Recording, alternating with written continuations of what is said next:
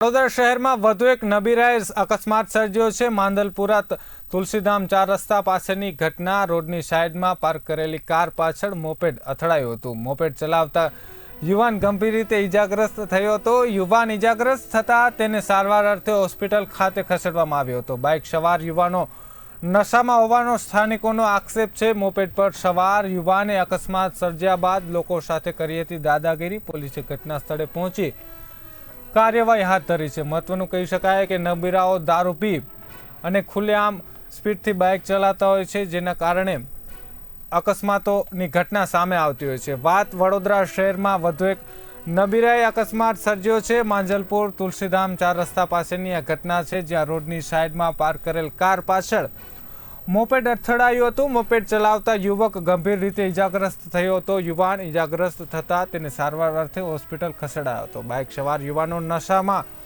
હોવાનો સ્થાનિકોનો આક્ષેપ છે। મોપેડ પર સવાર યુવાને અકસ્માત સર્જ્યા બાદ લોકો સાથે દાદાગીરી કરી હતી। પોલીસે ઘટના સ્થળે પહોંચી વધુ કાર્યવાહી હાથ ધરી હતી।